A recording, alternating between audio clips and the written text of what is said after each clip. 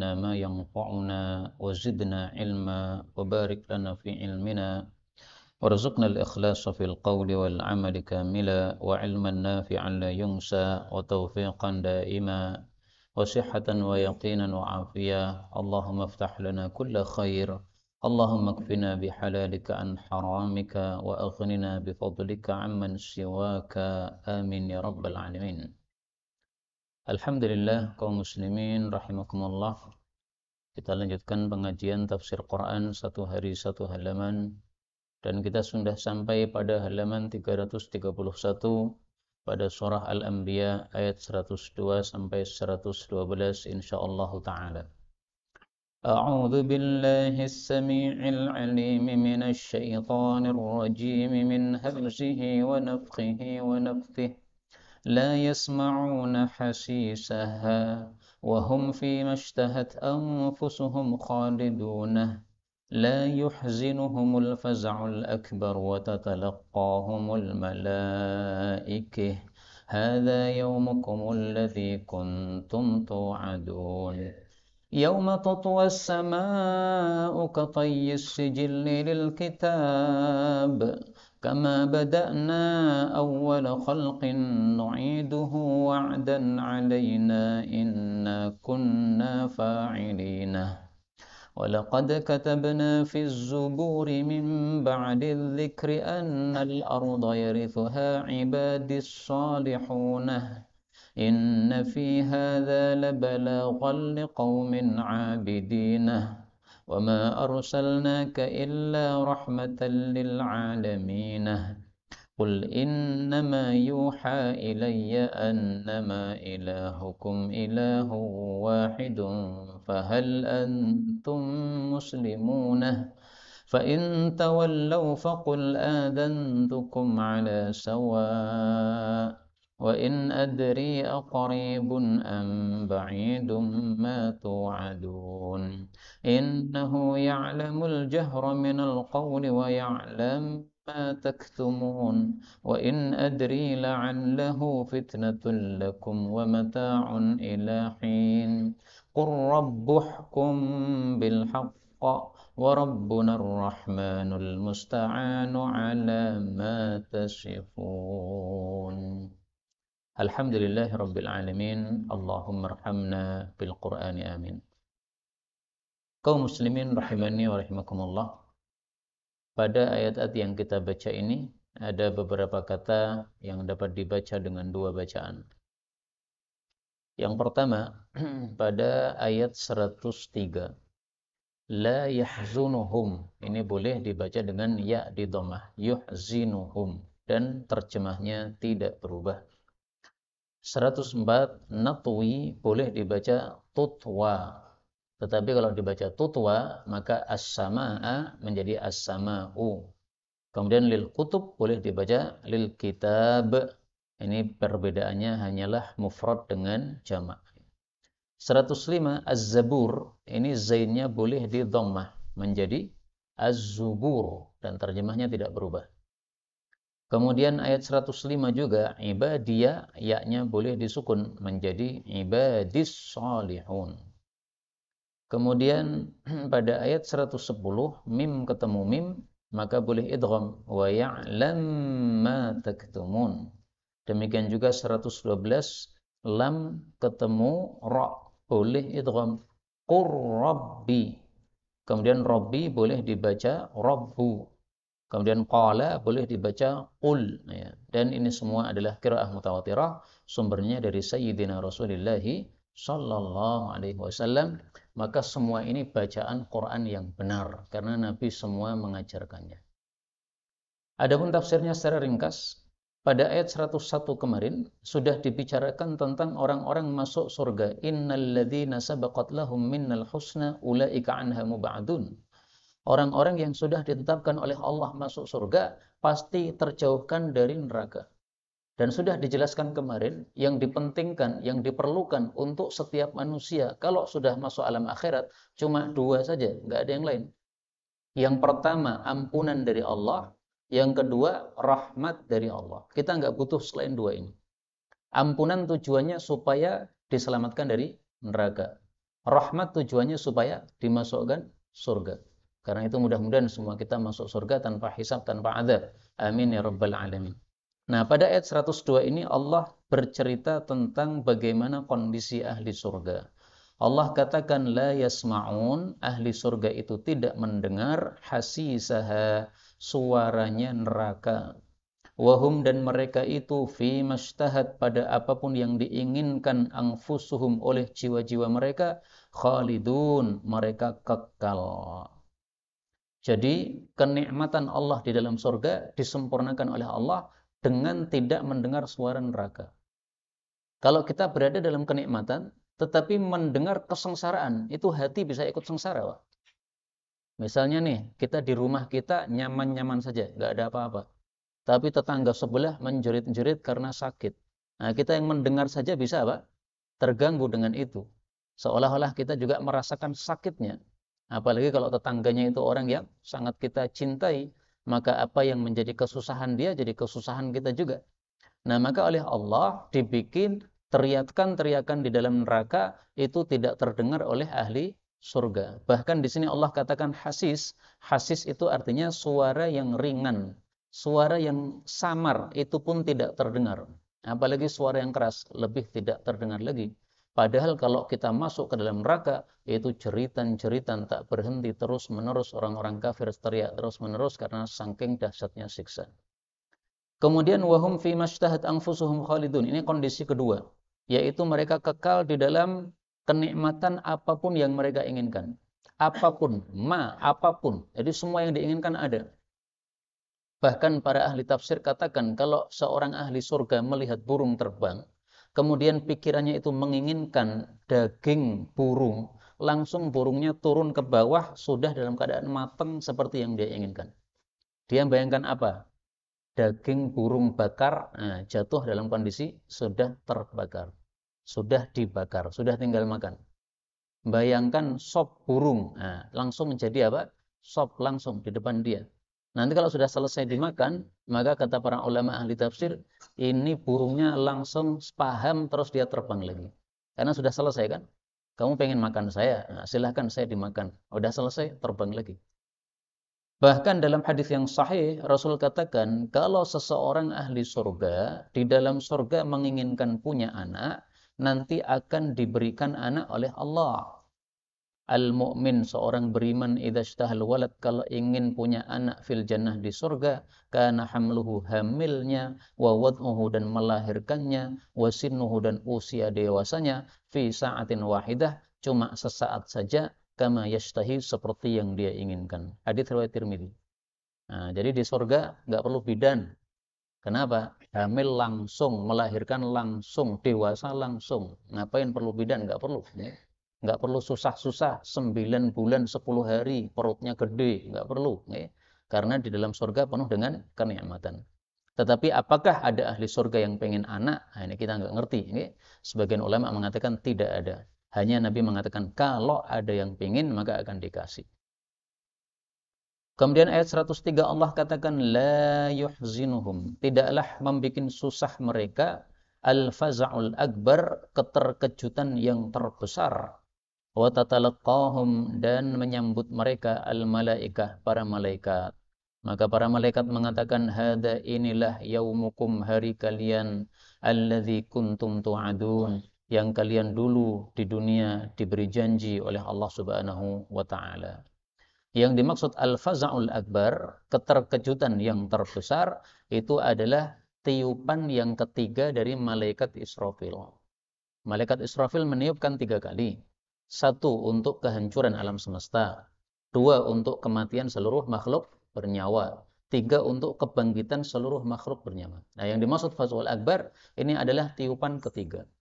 Maka ketika malaikat Israfil tiup pada sangkakalanya, roh-roh yang dititipkan oleh Allah pada sangkakala ini kemudian terbang. Nah, kemudian roh-roh itu nyambung pada jasad masing-masing orang yang ada di tubuhnya di dalam bumi. Akhirnya jadi bangun semuanya. Nah, pas bangun itulah disebut al-faza'ul akbar. Kata Allah, orang-orang ahli surga ini la yahzunuhum, tidak akan susah mereka. Kenapa? Karena ketika bangkit dari kubur langsung disambut oleh para malaikat. malaikat mengatakan, inilah hari yang kalian dulu dijanjikan oleh Allah. Kalian akan masuk surga sebagaimana sudah dijanjikan oleh Allah. Yang beriman akan masuk surga. Disambut oleh malaikat. Jadi orang beriman itu ternyata disambut oleh malaikat 2 kali minimal. Pertama, ketika dia sakaratul maut, maka disambut oleh malaikat. Yang kedua, ketika dibangkitkan dari kematian, disambut oleh malaikat. Nanti kalau kita cari dalil yang lain, ketemu juga ketika masuk surga juga disambut oleh para malaikat. Saya tampilkan di sini dalil yang menunjukkan bahwa ketika sakaratul maut disambut oleh malaikat. Nanti panjenengan buka pada surat Fussilat ayat 30. Innal ladzina qalu rabbunallah tsumma istaqamu, orang-orang yang mengatakan pemelihara kami adalah Allah, kemudian istiqamah di dalam imannya kepada Allah tadi, tatanazzalu alaihimul malaikah. Maka para malaikat akan turun kepada mereka. Nah, para ulama tafsir katakan turun ini maksudnya ketika sakaratul maut. Ketika sakaratul maut, maka malaikat-malaikat berombongan datang. Jadi yang datang tidak cuma satu malaikat maut, tidak. Tapi rombongan malaikat datang. Terus mereka mengatakan, alla takhafu wa la tahzanu. Jangan takut, jangan sedih. Wa abshiru bil jannah. Gembiralah karena akan masuk surga. Makanya orang beriman itu matinya mudah. Kenapa? Disambut dengan ucapan-ucapan yang menyenangkan oleh malaikat. Sehingga nyawa ini mudah keluar dari tubuhnya. Beda dengan orang-orang kafir. Orang kafir yang nyambut malaikat yang ngeri-ngeri.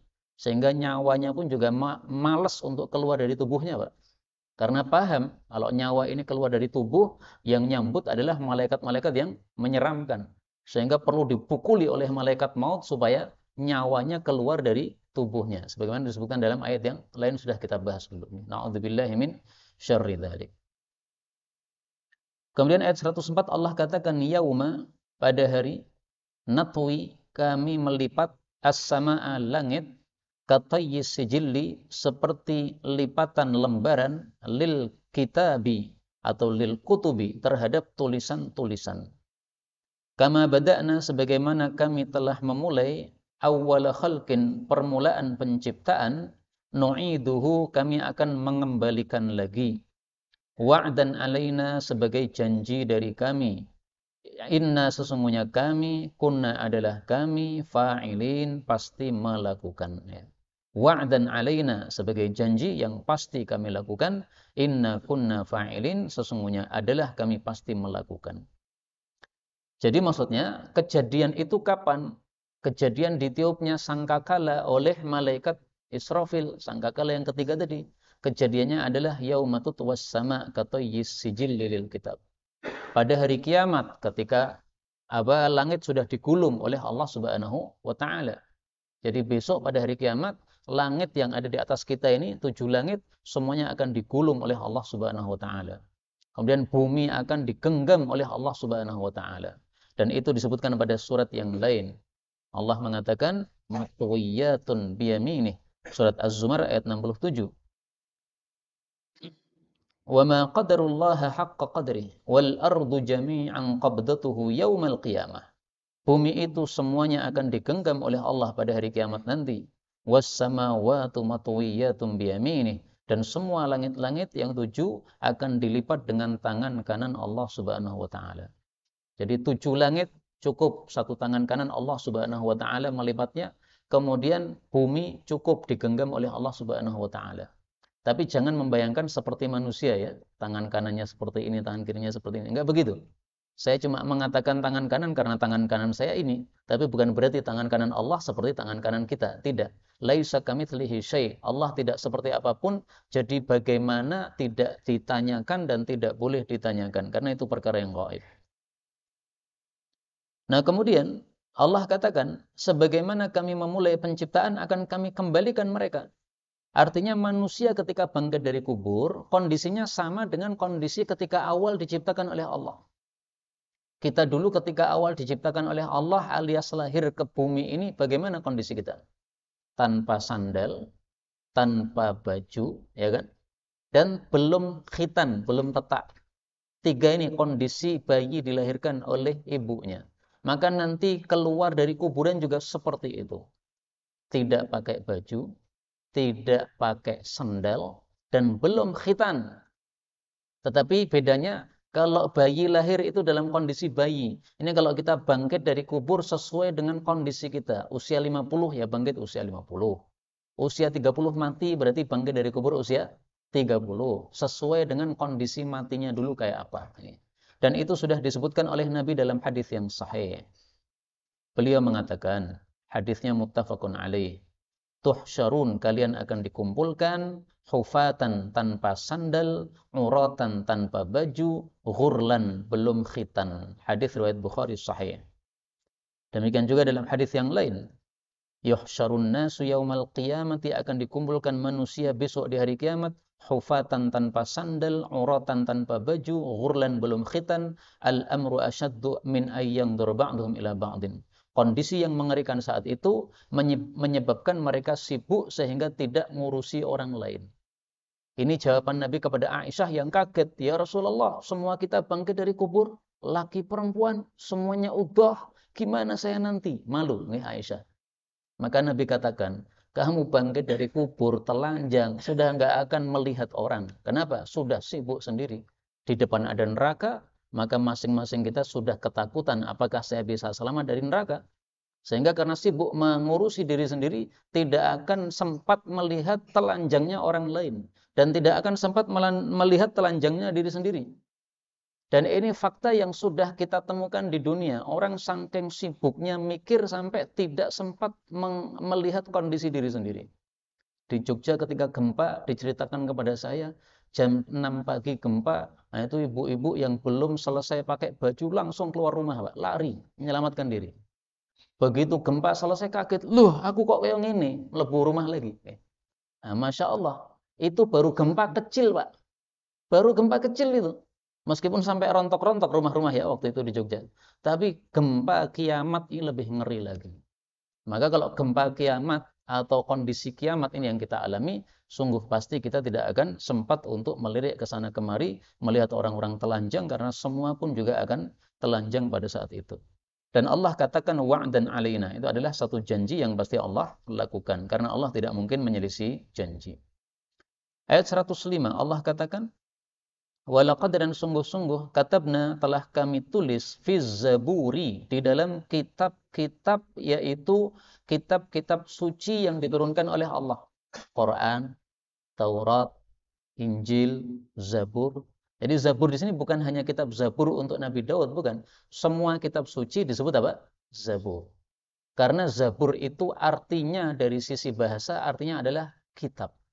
Maka Quran juga Zabur, Zabur juga Zabur, Taurat juga Zabur, Injil juga Zabur. Nah, Allah katakan di sini, sudah kami tulis di dalam kitab-kitab suci mim ba'di dzikri, setelah ditulis di dzikr. Dzikr ini nama lain dari Lauhul Mahfuz. Jadi Allah sudah menulis di Lauhul Mahfuz, setelah itu ditulis juga pada kitab-kitab suci yang diturunkan itu. Apa isi tulisannya? Annal arda, bahwasanya bumi ini, yarithuha, akan mewarisinya, ibadiyas salihun, hamba-hamba yang soleh. Yang dimaksud bumi ini adalah bumi surga. Bukan bumi ini, bukan. Tapi bumi surga. Jadi bumi surga itu siapa yang mendapatkannya? Orang-orang yang soleh. Maka maksudnya Allah adalah semua nikmat yang tadi sudah saya sebutkan tentang surga. Kalau kamu pengen masuk ke dalamnya, jadilah orang yang soleh. Kalau jadi orang yang soleh, maka Allah sudah tetapkan bahwasanya bumi surga itu hanya untuk orang-orang yang soleh. Yang tidak soleh nggak dapat. Maka mari kita memperbaiki diri kita masing-masing menjadi orang-orang yang soleh. Dari mana tahu bahwasanya al-ardh, bumi yang dimaksud di sini adalah bumi surga, bukan bumi dunia? Dari mana? Dari ayat yang lain. Allah Subhanahu wa taala mengatakan, ya, natabawwa'u minha haitsu nasha. Surat Az-Zumar ayat 74. Ahli surga mengatakan, alhamdulillahilladzi sadaqana wa'dah. Segala puji bagi Allah yang sudah jujur kepada kami memberikan janjinya. Wa awrathanal arda, dan mewariskan kepada kami bumi. Bumi apa? Natabawwa'u minal jannati haitsu nasha, yaitu kami menempati surga dimanapun kami mau. Berarti bumi yang dimaksud adalah bumi surga. Karena itu para ulama cara menafsirkan Quran salah satunya adalah tafsirkan Quran dengan ayat Quran yang lain. Nah, contohnya ini surat Az-Zumar ayat 74 ini menafsirkan kata-kata al-arda pada surat ini. Yarithuha ibadiyas solihun, diberikan kepada hamba-hamba yang soleh. Definisi orang soleh apa? Nah, mari kita perhatikan definisi orang soleh supaya kita lihat apakah kita termasuk orang soleh atau bukan. Para ulama mengatakan as-soleh al-qaim bihuquqillahi wa huquqil ibadi. Yang disebut orang soleh adalah orang yang melakukan hak-hak Allah Subhanahu wa taala dan hak-hak hamba-hamba Allah Subhanahu wa taala. Maka kalau sholat 5 waktu tidak dilakukan, bukan termasuk orang soleh. Ini haknya Allah belum kamu lakukan. Orang sudah punya duit 75 juta, sudah berjalan 1 tahun, tidak keluarkan zakat, berarti bukan orang soleh. Karena zakat wajib bagi yang hartanya sudah mencapai nisab, dan nisab saat ini sekitar 75 juta, kalau sudah 1 tahun. Nih. Orang sudah mampu haji, tapi karena sibuk bisnis nggak mau berangkat haji, menunda-nunda sampai mati akhirnya. Ini bukan orang yang soleh. Makanya ada hadis yang keras mengatakan kalau ada orang nunda-nunda haji padahal mampu, akhirnya mati, maka mati Yahudi atau Nasrani silahkan aja. Kata hadis tadi ya, sangat keras. Kemudian yang kedua, jadi rukunnya 2 menjadi orang soleh itu, melakukan hak-haknya Allah. Rukun yang kedua adalah melakukan hak-haknya manusia. Dari manusia yang sekitar kita ini punya hak mereka. Kita punya tetangga, tetangga punya hak. Kita punya orang tuanya punya hak. Kita punya anak, anak punya hak. Kita punya istri, istri punya hak. Kalau suami marah sama istri, kemudian tampar pipinya istri. Bukan orang soleh. Karena dia tidak memberikan haknya istri. Tidak boleh pipi ditampar, nggak boleh. Kalau mau mukul istri silahkan, tapi mukulnya untuk didik dan dilarang di bagian wajah. Wajah dilarang oleh Nabi untuk dipukuli atau ditampar. Ini bukan orang soleh kayak begini. Maka mari kita menjadi orang-orang yang soleh. 106. Inna fi hadza, sesungguhnya di dalam Al-Quran ini, la balaghun, sungguh ada sampai liqaumin abidin, bagi kaum-kaum yang menyembah Allah Subhanahu wa taala. Yang dimaksud sampai ini adalah sampai kepada tujuan. Jadi maksud ayat ini, kalau kamu ingin sampai kepada apa yang kamu tuju, yaitu mendapatkan pahala di akhirat nanti, maka caranya adalah fi hadza. Quran ini kuncinya. Jadi supaya mendapatkan surga gimana? Supaya mendapatkan surga, ikuti aturan Quran. Itu maksud ayat ini.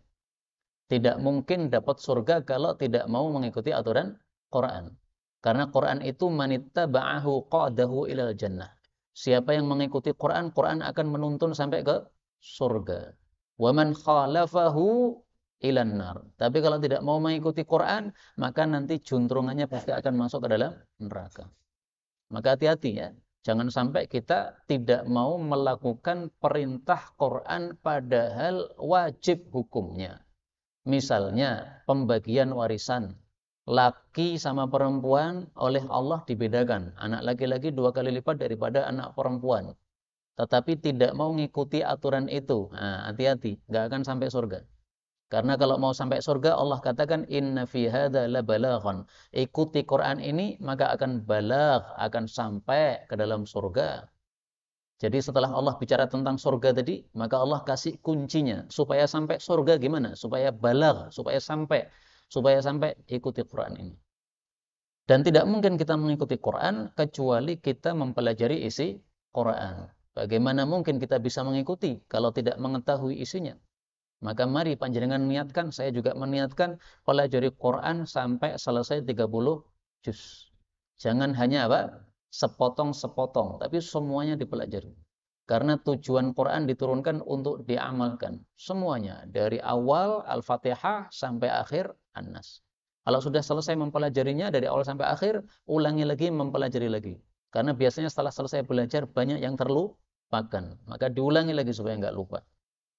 Kemudian ayat 107 Allah mengatakan, وَمَا أَرْسَلْنَاكَ, dan tidaklah kami mengutus engkau wahai Nabi Muhammad illa kecuali rahmatan, karena rahmat lil alamin, untuk seluruh alam. Jadi Nabi Muhammad diutus itu menjadi rahmat untuk seluruh alam. Seluruh alam berarti muslim sama kafir kena semua. Rahmat untuk orang muslim dari Nabi Muhammad jelas di dunia dan akhirat. Di dunia dapat hidayah sehingga bisa melakukan amalan yang benar seperti yang kita lakukan ini. Setiap hari datang ke masjid, sholat dan sebagainya. Ini adalah ajaran dari Nabi Muhammad SAW. Kemudian besok di akhirat insya Allah semua kita masuk surga. Nah, maka ini rahmat dari diutusnya Nabi Muhammad SAW. Untuk orang kafir, apa bentuk rahmat diutusnya Nabi Muhammad? Bentuknya adalah bahwa karena diutus Nabi Muhammad SAW, maka orang-orang kafir itu tidak disiksa secara langsung oleh Allah Subhanahu wa taala. Seandainya tidak diutus Nabi Muhammad, sudah habis mereka dibinasakan oleh siksa Allah. Tapi gara-gara ada Nabi Muhammad, maka tidak mungkin Allah kirim siksa sementara Nabi Muhammad masih ada di tengah-tengah mereka. Sebagaimana disebutkan pada surat yang lain. Allah mengatakan, وَمَا كَانَ اللَّهُ مُعَذِّبَهُمْ وَهُمْ يَسْتَغْفِرُونَ وَمَا كَانَ اللَّهُ لِيُعَذِّبَهُمْ وَأَنْتَ فِيهِمْ. Al-Anfal ayat 33. Tidak mungkin Allah siksa mereka padahal engkau wahai Nabi masih berada di tengah-tengah mereka. Jadi ketika Nabi masih di Mekah, Allah tidak kirim siksa ke Mekah. Kenapa? Nabi masih di situ. Kapan siksa diturunkan kepada mereka? Ketika Nabi sudah pindah ke Madinah. Baru mereka disiksa oleh Allah pada perang Badar. Sekarang Nabi Muhammad SAW sudah wafat. Apakah rahmat ini juga masih ada? Masih ada. Karena dengan sebab diturunkannya, dikirimnya Nabi Muhammad SAW, Allah sudah menetapkan khusus untuk umat Nabi Muhammad tidak akan dikirimi siksa sampai habis ludes seperti umat-umat terdahulu. Kalau dikirim siksa paling kecil-kecil. Ada gempa tapi di sebagian tempat saja. Ada tsunami tapi di sebagian tempat saja. Kalau dulu Allah nggak begitu. Semua yang kafir dibasmi oleh Allah sampai habis, semua tidak tersisa. Yang tersisa di atas bumi cuma orang-orang yang beriman. Misalnya Nabi Nuh dikirimi banjir oleh Allah. Kafir habis semua di atas muka bumi. Nggak ada satupun orang kafir. Semuanya sudah muslim semuanya. Karena yang kafir sudah dimatikan oleh Allah Subhanahu wa ta'ala. Termasuk juga, tetapi ini diperselisihkan oleh para ulama. Sebagian ulama berpendapat termasuk rahmatan lil alamin bagi umat Nabi Muhammad SAW yang kafir sekalipun adalah mereka tidak akan dibenamkan oleh Allah Subhanahu wa taala ke dalam tanah sebagaimana Qarun, enggak ada. Dan mereka tidak akan diubah bentuknya oleh Allah menjadi kera atau menjadi babi sebagaimana Bani Israel, enggak ada. Tapi ini masalah khilafiyah. Sebagian ulama mengatakan umat Nabi Muhammad SAW ada juga nanti yang diubah menjadi kera, ada juga yang dibenamkan ke tanah. Sebagaimana disebutkan dalam hadis yang sahih, sayakunu fi akhiriz zamani khasfun. Di akhir zaman nanti akan ada pembenaman ke tanah. Wa qadhfun, akan ada lemparan batu dari langit. Wa maskhun, akan ada manusia diubah jadi monyet atau jadi babi. Idza dhaharatil ma'azif, ketika alat-alat musik sudah menyebar. Wal qainatu, dan biduanita wastuhillatil khamr, dan minuman keras sudah dianggap halal. Hadis riwayat Tabarani sahih. Tapi tetap ini masalah khilafiyah ya. Sebagian ulama mengatakan untuk umat Nabi Muhammad enggak ada hukuman-hukuman seperti itu. Itu hanya umat terdahulu. Maka itu termasuk dari rahmatan lil alamin untuk orang-orang kafir. Ayat 108 Allah mengatakan, Kul, katakanlah, innama, sesungguhnya tiada lain, yuha ilayya, diwahyukan kepada saya, annama, bahwasanya tiada lain, ilahukum, Tuhan kalian yang berhak disembah adalah ilahun wahidun, Tuhan yang satu. Fahal antum muslimun, maka apakah kalian mau Islam? Islam itu artinya pasrah, tunduk kepada Allah Subhanahu wa taala. Ini bentuknya pertanyaan tapi maksudnya apa? Perintah. Yang berhak disembah hanya Allah, maka Islamlah kepada Allah, tunduklah kepada Allah. Jadi pertanyaan maksudnya perintah. Dan pertanyaan maksudnya perintah ini kita temukan dalam Al-Quran dalam beberapa ayat. Misalnya Allah Subhanahu wa taala mengatakan pada surat Al-Maidah ayat 91, "Fahal antum muntahun?" Apakah kalian mau berhenti dari miras? Maksudnya berhentilah karena sudah dijelaskan keburukan-keburukan miras. Demikian juga pada surat Al-Anbiya ayat 80 Allah mengatakan, "Fahal antum syakirun?" Apakah kalian mau bersyukur kepada Allah? Maksudnya bersyukurlah karena nikmat sudah diberikan sangat banyak kepada kalian. Jadi ini perintah tapi diungkapkan dalam bentuk pertanyaan, dan menurut bahasa Arab Kalau perintah diungkapkan dengan pertanyaan, itu artinya lebih dahsyat sebagai perintah. Kalau langsung perintah itu biasa. Tapi perintah, tapi ungkapannya dalam bentuk pertanyaan. Nah, ini lebih dahsyat lagi. Ya. Dan ini wahyu bahwasanya Allah adalah yang berhak disembah hanyalah satu Tuhan saja. Ini wahyu tidak hanya untuk Nabi Muhammad, tapi semua Nabi 124.000 Nabi semuanya dikasih wahyu yang sama. Sejak Nabi Adam alaihissalatu wassalam sampai dengan Nabi Muhammad sallallahu alaihi wasallam. Dari mana taunya? Dari ayat yang lain. Allah mengatakan pada surat Anbiya ayat 25, "Wa ma arsalna min qablika min rasul", tidak ada seorang pun rasul saya utus illa nuhi ilaihi annahu la ilaha illa ana fa'budun, kecuali saya wahyukan kepadanya bahwa tidak ada yang berhak disembah selain saya, maka asakanlah saya. Jadi ini wahyu yang sama untuk semua nabi. Berarti kesimpulannya semua nabi agamanya sama, yaitu apa? Islam. Makanya di sini dikatakan fahal antum muslimun, semuanya Islam. 109. Fa in tawallau, kalau mereka berpaling, tidak mau masuk Islam, fakul, maka katakanlah adzantukum, saya beritahukan kepada kalian, saya umumkan kepada kalian, ala sawa, atas persamaan. Maksudnya saya umumkan perang terhadap kalian. Persamaan maksudnya sama-sama kita tahu. Kamu tahu, saya tahu. Bahwa kita sudah ada pengumuman perang. Artinya orang kafir diancam oleh Allah Subhanahu wa taala. Enggak mau masuk Islam, bunuh semuanya. Sebagaimana disabdakan oleh Nabi dalam hadis yang sahih. Umirtu an uqatilan nasa, saya disuruh untuk memerangi manusia hatta yashhadu an la ilaha illallah wa anni rasulullah. Sampai mereka mau mengucapkan syahadatain. Enggak mau mengucapkan syahadatain, perangi semuanya. Lah kenapa sekarang kita tidak melakukan begitu? Ya karena kita tidak punya kemampuan. Sebenarnya kalau kita punya kemampuan alias punya kekuatan, maka kewajiban bagi kaum muslimin Indonesia ini untuk mendakwahkan Islam ini kepada negara-negara kafir. Negara-negara kafir seperti Amerika dan yang lain-lainnya disuruh masuk Islam. Kalau nggak mau masuk Islam, perangi, kirimi bom ke sana. Kepada orang-orang kafir yang ada di sana. Semestinya begitu, tapi kita tidak punya kekuatan. Kemudian Allah mengatakan wa in adri, dan saya tidak tahu aqaribun, apakah dekat, am ba'idun, ataukah jauh, ma tu'adun, apa yang kalian telah dijanji oleh Allah. Maksudnya Nabi Muhammad disuruh berkata bahwa kiamat itu saya tidak tahu, lama atau dekat, masa menunggunya. Dalam ayat yang lain disebutkan bahwa kiamat itu dekat, maksudnya pasti datang. Karena setiap yang pasti datang disebut apa? Dekat. Tapi kalau waktunya kapan, maka ini yang dimaksud. Wa in adri, saya enggak tahu. Maka maksud ayat ini seperti ayat yang lain, Allah mengatakan, Qul innama ilmuha inda rabbi. Surat A'raf ayat 187. Tiada lain ilmu tentang kiamat, hanya Allah yang tahu. Nabi Muhammad tidak tahu. Malaikat Jibril pernah datang sebagai manusia, datanya kepada Nabi Muhammad SAW, kapan itu kiamat? Nabi Muhammad mengatakan, yang ditanya tidak lebih tahu daripada yang bertanya. Artinya Nabi Muhammad tidak tahu, Jibril juga tidak tahu. Para ulama katakan Nabi Muhammad orang yang paling alim. Malaikat Jibril, malaikat yang paling alim. Kalau malaikat yang paling alim tidak tahu kapan kiamat, dan manusia paling alim tidak tahu kapan kiamat, maka semua yang lain pasti juga tidak tahu. Sehingga kalau ada orang menginformasikan kiamat tahun sekian-sekian, nggak usah ditanyakan ini sahih atau tidak. Langsung katakan palsu. Nggak perlu tanya kepada ulama, nggak perlu. Sudah jelas salahnya.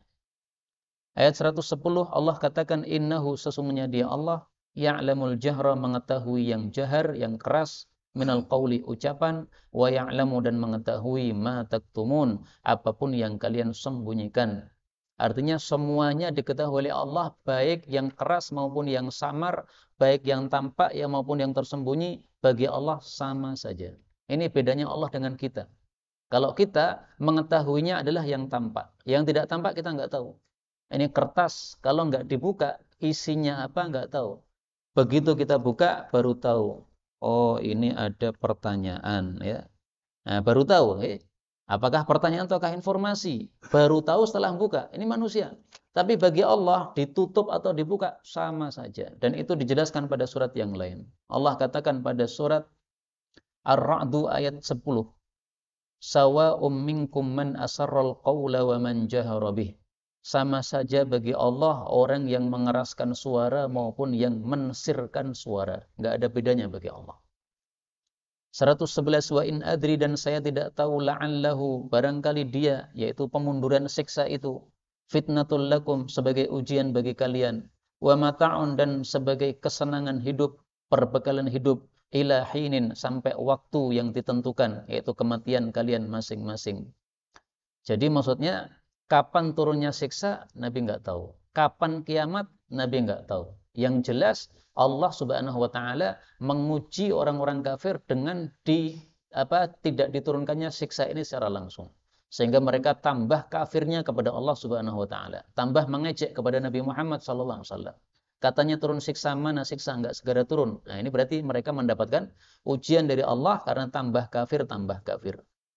Ayat terakhir 112, qul, katakanlah, atau qala, Nabi Muhammad berkata, Rabbu, wahai Rabbku, uhkum, tetapkanlah, bil haqqi, dengan kebenaran.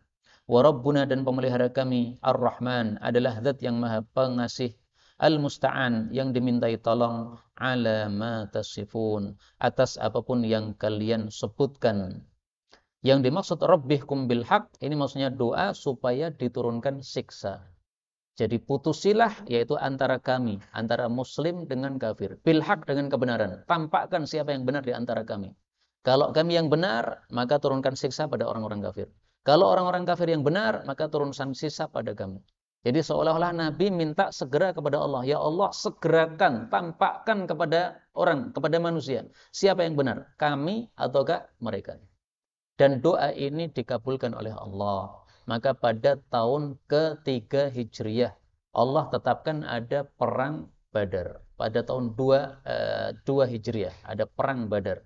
Nah, perang Badar itu orang-orang kafir kalah telak, padahal jumlah mereka 3 kali lipat dari kaum muslimin. Nah, itulah siksa Allah kepada mereka. Kemudian ayat ini menjelaskan juga bahwa Allah itulah al-musta'an ala ma tasifun. Kalau ada orang kafir mensifati kita yang jelek-jelek, mengejek kita, menuduh kita, atau juga ada orang muslim yang mengejek kita, menuduh kita, nggak usah diambil pusing, karena Allahul Musta'an. Allah itulah yang dimintai pertolongan. Cukup kita sampaikan kepada Allah. Ya Allah, ini ada orang-orang mengejek saya. Ya Allah, ini ada orang-orang menuduh saya. Selesai. Allah Subhanahu wa taala akan selesaikan. Tidak perlu kita meladeni. Karena hidup kita di dunia tidak untuk meladeni orang-orang yang mengejek atau orang-orang yang menuduh kita. Allah Subhanahu wa taala sudah menjelaskan kepada Nabi Muhammad SAW bagaimana kalau diledek oleh orang-orang kafir. Bagaimana kalau dituduh oleh orang-orang kafir. Disebutkan pada surat Al-Muzammil. Allah mengatakan, wasbir ala ma yaqulun. Sabarlah terhadap semua yang mereka ucapkan. Wahjurhum hajran jamila. Singkiri mereka dengan penyingkiran yang baik. Pada surat Ar-Ra'd ayat 22, wa yadra'una bil hasanati sayyi'ah. Orang-orang yang baik itu menolak keburukan dengan kebaikan. Diejek tetapi tidak membalas dengan ejekan. Seorang kafilah lewat, anjing menggonggong, maka tetap berlalu saja. Jadi ini kalimat ini, anjing menggonggong, kafilah berlalu, ini sebenarnya sesuai kalam Allah dalam Quran. Wasbir ala ma yaqulun wa yadra'una bil hasanati sayyi'ah. Inilah kaum muslimin rahimani wa rahimakumullah yang dapat kita pelajari pada pertemuan kali ini. Betulnya dari Allah Subhanahu wa taala, dan kalaupun ada salahnya fa astaghfirullahal azim li wa lakum walhamdulillahi rabbil alamin.